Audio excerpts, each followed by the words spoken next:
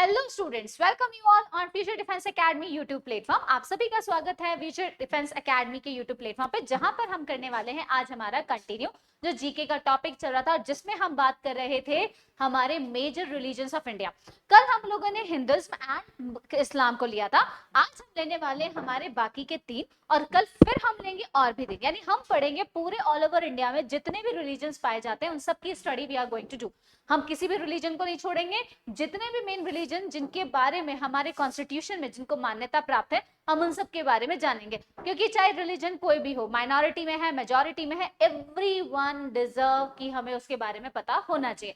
तो चलते हैं फटाफट से आगे नेक्स्ट टॉपिक की ओर। हमारा टॉपिक चल रहा था मेजर रिलीजन्स ऑफ इंडिया, जिसमें हमने हिंदुइज्म एंड इस्लाम कंप्लीट कर लिया था। आज हम चल रहे हैं थर्ड रिलीजन की ओर, जो कि है क्रिश्चियनिटी।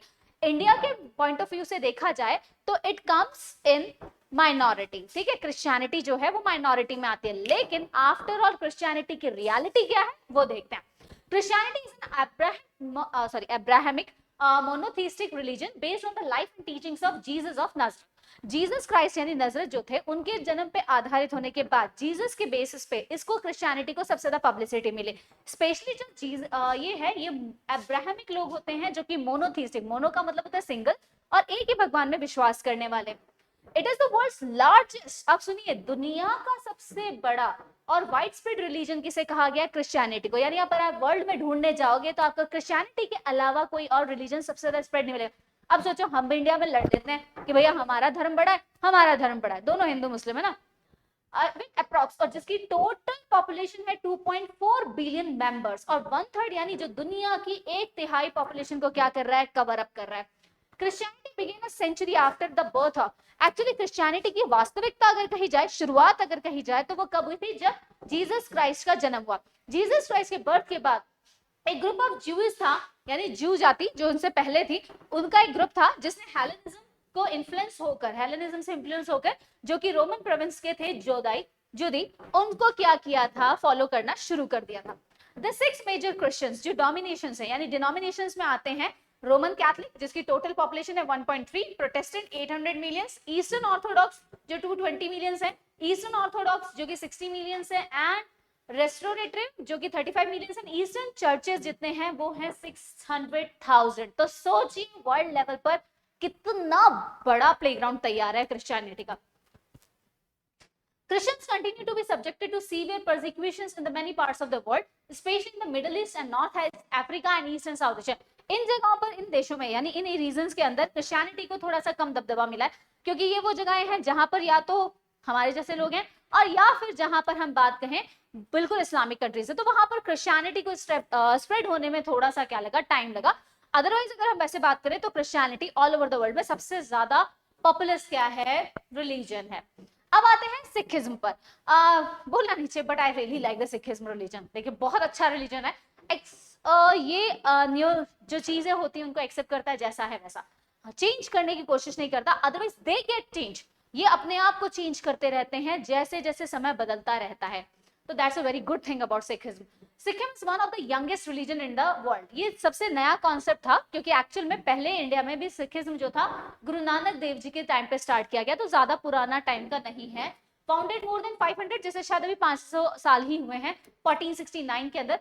नॉर्थ इंडियन स्टेट है पंजाब, जहां पर गुरु नानक देव जी ने इसको क्या किया था? स्पिरिचुअल रिवलेशन के लिए चालू किया था, यानी एक नए रिलीजन को कॉन्सेप्ट में लेकर आए थे। बिकॉज हिंदुइज्म एंड इस्लाम दोनों की वजह से उस टाइम पर बहुत सारे क्या चल रहे थे, बहुत चीजें ऐसी हो गई थी कि कुछ समझ नहीं आ रहा था कि कौन सा रिलीजन है। तो सिखिज्म को एक नए तौर पे जन्म दिया गया। नानक और उनके 9 सक्सेसर जो है उनको गुरुज कहा जाता है, जैसे कि हमने सुना ये 10 जो गुरु हैं, और स्पिरिचुअल टीचर उनको टीचर भी मीनिंग जिसका होता है। सिखिज्म जो है founded on the spiritual teachings of Guru Nanak. ये गुरु नानक देव जी की टीचिंग्स पर है, जो 1469 से लेकर 1539 तक थे, जिनका विश्वास फर्स्ट गुरु एंड 9 सिख गुरु जो थे वो वन फॉलोड हिम, जिन्होंने उनको फॉलो किया। 10वें गुरु के तौर पे गुरु गोविंद सिंह थे, जिनका 1666 से लेकर 1708 तक का था। Appointed Sikh cannon Guru Granth Sahib. अब एक्चुअल में क्या हुआ? जैसे ही 10वें गुरु आए, तो 10वें गुरु के बाद में गुरु गोविंद सिंह, एक्चुअली वो औरंगजेब के टाइम पे थे, तो औरंगजेब के दौरान बहुत सारी लड़ाइयां हुई और गुरु गोविंद सिंह के खुद के बच्चों को मार दिया गया था। तो ये सारा होने के बाद कोई ऐसा व्यक्ति बचा नहीं था सिखिज्म में कि वो उसको क्या कर सके? संभाल सके। तो फाइनली उन्होंने उनके जो धर्म ग्रंथ की किताब थी गुरु ग्रंथ साहिब, उसको उसका इस धर्म का आगे का फर्दर सक्सेसर बना दिया कि अब जो भी चीजें फॉलो होंगी इन्हीं को गुरु मान के की जाएंगे। एंड यहाँ से लाइन ऑफ द ह्यूमन को, गुरुज को उन्होंने खत्म कर दिया। Establish the canon as the 11th, और इनको फाइनल इमॉर्टल गुरु के तौर पे मान लिया गया। The Sikh teaching religion of spirit, जिसमें उन्होंने सारे सिख धर्म की सारी चीजें बताई। अगर मैं आपको रियलिटी बोलूं ना, फैक्ट देख लीजिए, कोई भी बुक उठाइए, उसमें किसी भी जगह पर किसी धर्म की बुराई नहीं की गई है। चाहे आप सनातन धर्म की बात करो, चाहे आप इस्लाम की बात करो, चाहे आप सिखिज्म की बात करो, क्रिश्चियनिटी की, इन किताबों को एक बार जरूर पढ़िए बिना लोगों की सुने। कहीं पर भी सनातन धर्म में किसी चीज को बुरा नहीं कहा गया, इस्लाम में किसी धर्म को बुरा नहीं कहा गया, क्रिश्चियनिटी में कुछ नहीं कहा गया। ये सब सिर्फ और सिर्फ इंसान के इर्द गिर्द है कि उसको कैसे काम करना चाहिए। और हम इनकी चीजों को उठाकर आजकल क्या कर रहे हैं, तमाशा बना रहे हैं, बहुत अच्छे वाला, वो भी बहुत देश बढ़िया।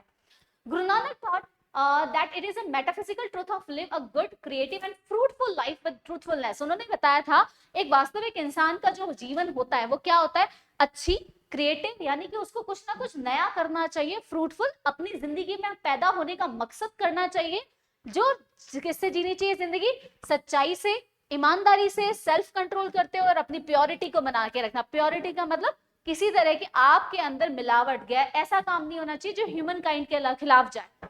And that the ideal man live in union with God, और तब जाके फाइनली हमारा किससे मिलन होता है, परमात्मा से। भाई परमात्मा भी ना कोई धर्म दिकर मरने के बाद हमें पता चलता है क्या कि हम कहाँ जाने वाले हैं, स्वर्ग में या जन्नत में या कहाँ, हेवन में या फिर कहाँ पर।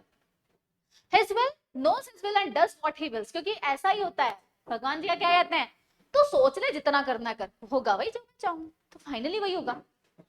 Told will and most of the six जो है स्क्रिप्चर जो है वो ज्यादातर गुरुमुखी अल्फाबेट्स में लिखे गए हैं।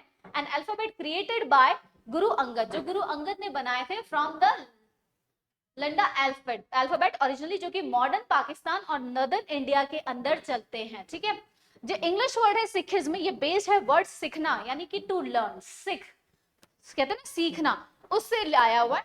एंड मीन्स है जिसका the way of the body to the body of learning, यानी कि कैसे आप अपनी बॉडी को सीखने के लिए कितना और ज्यादा स्ट्रगल करवा सकते हो, वो होता है। ठीक है, it is derived from the Punjabi word सिक्खी। इसे किससे वर्ड से आया, पंजाबी वर्ड सिक्खी से आया हुआ। अब बात करते हैं what are the principles of Sikhism. Sikhism के जो प्रिंसिपल है वो क्या है। Initiative Sikh should always carry और कीप। जो सिख होते हैं उसमें भी देखिए दो डिवाइडेड है सिख के अंदर, एक तो है खालसा को फॉलो करने वाले और एक जो नॉर्मल सिख होते हैं। जब 10वें गुरु थे गुरु गोविंद सिंह जी, उन्होंने खालसा की स्थापना की थी। इन खालसा के लिए 5 क होने जरूरी है। वो 5 का क्या है, पहला केश, यानी वो कभी भी अपने बालों को नहीं कटवाएंगे, पैदा होने से लेकर उनके बाल जो है वो अब तक चलते रहेंगे। एंड उसको वो हमेशा किससे कवर रखेंगे, टर्बन यानी पगड़ी से। इसीलिए आपने देखा होगा सिखों की जो पगड़ी होती है वो उनके लिए बहुत बड़ा सम्मान होता है, बहुत बड़ा मान होता है। कड़ा, उनके हमेशा एक आयरन का क्या होगा, कड़ा रहेगा। अब पहले आयरन का होता था, आजकल स्टील में भी आप देख सकते हैं जनरली मिल जाता है, और या फिर वो किसी ना किसी मेटल का जरूर बना होगा। कंगा एक वुडन कॉम्ब होती है छोटी सी, वो उनको रखने जरूरी है ताकि वो अपने हेयर्स को टाइम टू टाइम सही कर सकें। कच्छेरा यानी कि शॉर्ट्स जो पहने जाता है अंदर, उसके लिए होता है। एंड किरपान जिसे हम नाइफ या छोटी तलवार, या यहाँ पर जो आपने देखा होगा उनके यहाँ पर रहती है खालसा वालों के, अगर आप देखोगे तो ये 5 का होते हैं, खालसा वालों के लिए मैंडेटरी है। बाकी ये हर सिख के लिए मैंडेटरी नहीं है, जो खालसा को अपनाते हैं या खालसा को फॉलो करते हैं उनके लिए ये 5 का होने बहुत ही जरूरी है। अब आते हैं हमारे नेक्स्ट, आज के लास्ट जो हमारा रिलीजन रहेगा वो है बुद्धिज्म। बुद्धिज्म भी देखा जाए तो बहुत लेटेस्ट कॉन्सेप्ट में आया है, ज्यादा पुराना नहीं है। The religion is one of the oldest religion in the world and originated in India 2500 years हो गया, यानी 2500 साल पहले ही क्या हुआ था, इसका जन्म हुआ था। ज्यादा पुराना नहीं कहेंगे, 2500 साल पहले ये। Buddhist believe that the life consist of pain and thought, mind and body. Buddhist का ये मानना है कि लाइफ जो है वो पेन और थॉट, यानी कि हमारे सारी चीजों से मिलकर बनी हुई, सारी चीजों से मिलकर, यानी हमारे तकलीफ, दर्द, इन सब से मिलकर बनी हुई है। और वहीं पर अगर हम बात करें mind and body and other good behaviour is the path to enlighten, namely nirvana.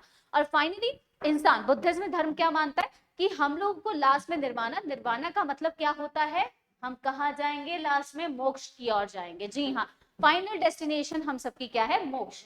Siddharth Gautam जो थे वो पहले पर्सन थे जिनको ये ज्ञान की प्राप्ति हुई थी and was known as Buddha, जिन्हें बुद्धा यानी विजडम, गॉड ऑफ विजडम कहा जाता है, स्टिल नोन, जिनको आज भी हम लोग बहुत अच्छे से जानते हैं, बुद्ध थे भगवान। Believers do not believe in God and although there are supernatural beings who can help or hinder people on the path to enlightenment, ऐसा माना जाता है, जो यकीन करने वाले व्यक्ति हैं वो ये मानते हैं कि भाई हमेशा, अगर आपने हर जगह सुना होगा, अगर हम कहें, आप अगर हिंदुइज्म की बात करें तो ऐसा कहा जाता है कि जो राक्षस प्रणाली के लोग होते हैं वो हमेशा धर्म से हमें क्या करते हैं, विचलित करते हैं। इस्लाम के अंदर उसको शैतान कहा जाता है, इंग्लिश में क्रिश्चियनिटी में सैटन कहा जाता है। उसी तरीके से बिलीवर्स मानते हैं कि कुछ बुद्धिज्म में भी मानते हैं कि इंसान जब कुछ अच्छे कर्म करने जाता है तो उसके रास्ते में शैतान, यानी कि जो ऐसे लोग जो भगवान में विश्वास नहीं करते हैं, या फिर वो भी नहीं, भगवान वाला भी नहीं कहेंगे हम कॉन्सेप्ट, ऐसे लोग जो बुराई के रास्ते पर होते हैं वो कभी भी अच्छाई के रास्ते पर चलने वाले इंसान को चलने नहीं देते। तो इसलिए एनलाइटमेंट की तरफ जब वो जाता है तो उसके रास्ते में बहुत सारी परेशानियां आती हैं। सिद्धार्थ गौतम का जो जन्म हुआ था वो एक राजा के तौर पे होता है 5th सेंचुरी बीसी के अंदर on the Nepali side of today's Nepal India border, और नेपाली इसकी साइड में होता है जो आज इंडिया से पहले सटी लगा हुआ था बट अब नेपाल के बॉर्डर में चला गया है, जिसमें एक जगह का नाम है Lumbini. Seeing the poor and dying people. अब एक दिन क्या होता है इसमें, जैसे कि पूरा नहीं बता रखा, चलिए मैं थोड़ा सा बता देती हूँ। एक दिन सिद्धार्थ जो थे वो, मतलब गौतम बुद्ध भगवान जब राजकुमार की जिंदगी जी रहे थे तो वो अपने घर से बाहर निकले, और वहां पर उन्होंने जब रास्ते में जाने लगे तो उन्हें सबसे पहले एक बीमार व्यक्ति दिखा, फिर उसके बाद आगे गए तो थोड़ा सा वृद्ध इंसान दिखा, फिर देखा तो उन्होंने किसी को और देखा, तो आगे जाते ही उन्होंने देखा कि एक अमीर आदमी है, फिर उन्होंने देखा कि वो लड़ रहे हैं, झगड़ रहे हैं, फिर उन्होंने देखा एक सन्यासी था, और लास्ट में उनको एक डेड बॉडी जाती हुई दिखाई दी। उन्होंने देखा सब चीजों में इंसान बहुत दुखी हो रहा है, बहुत परेशान हो रहा है। जब वो वापस राजमहल आए तो उनसे रहा नहीं गया, और वो क्या हुए, अपनी पत्नी और बेटे को सोता हुआ छोड़ के चले गए इस तलाश में कि आफ्टर ऑल इंसान के इन सारे दुखों का कारण क्या है, क्योंकि एज अ राजकुमार उन्होंने कभी दुख देखा नहीं था, आज तक राजमहल में रहते, अचानक से कॉमन पीपल के बीच में जाने के बाद अगर उनको ये रियलाइज हुआ कि भाई आफ्टर ऑल दुनिया इतनी दुखी क्यों है और मुझे तो कोई दुखी नहीं है, तो भटकने के बाद काफी सालों तक वो भटके, तो उनको ज्ञान तो मिला नहीं, कि उनको पता ही नहीं चला, क्योंकि हर जगह जा रहे हैं वही देखने को मिल रहा है।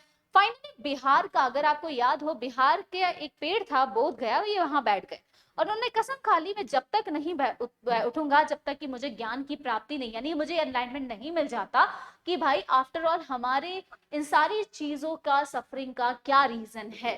तो फाइनली उनको रीच एनलाइटमेंट मिला या निर्वाण मिला अंडर द बोधि ट्री, जिसे पेड़ कहा जाता है, ज्ञान का भी कह सकते हैं, और बोध गया पेड़ इसको नाम दिया गया। तो यहाँ पर उनको पता चला कि the main cause of all pains in human life is pain is equals to desire. हमारी इच्छाएं ही हमारा क्या है, दुख का कारण है। बस आप अगर इच्छा कर रहे हो चॉकलेट की और चॉकलेट नहीं मिल रही और आप दुखी हो रहे तो हो ना, दुख का कारण हो गया, आपकी इच्छाएं हैं। आप जिस चीज की इच्छा करें वो नहीं मिलता, तभी तो हमारे दुख का कारण वो बन जाता है। इच्छा करना बंद कर दो, दुख ही नहीं होगा कभी जिंदगी में। The Mahabodhi temple in Indian states of Bihar, the place of beginning is now the largest place, और आज की डेट में बड़े धर्म के स्थल के तौर पर इंडिया में महाबोधि जो पेड़ है वहां पर आज भी बहुत पूजा की जाती है, और इसी को सबसे बड़ा धर्म स्थल बना दिया गया है। Buddha taught the 4 noble truth, उन्होंने 4 सच्चाइयां यानी अपने धर्म में उन्होंने लिखी हुई है। The first reality is called दुख, कि संसार का पहला वास्तविक सच है दुख, यानी आपको पेन हमेशा आपको फॉलो करेगा। And teachers that everyone in life suffers to some degree, और ये भी कहा गया इंसान, कुछ लोग ज्यादा फेस करते हैं, कुछ लोग कम फेस करते हैं दुख को, बस लेकिन फेस जरूर करेंगे। इस दुनिया में राजा भी दुख को फेस करता है भाई, कोई बचने वाला नहीं है। द सेकंड ट्रूथ है सैडनेस, यानी कि समुदाय this shows that suffering stems from Dzire, जिसका मतलब ये बता रखा है कि सारी फसादों की जड़ हमारी इच्छाएं, यानी कि हमारे क्या है, डिजायर्स, इच्छाएं।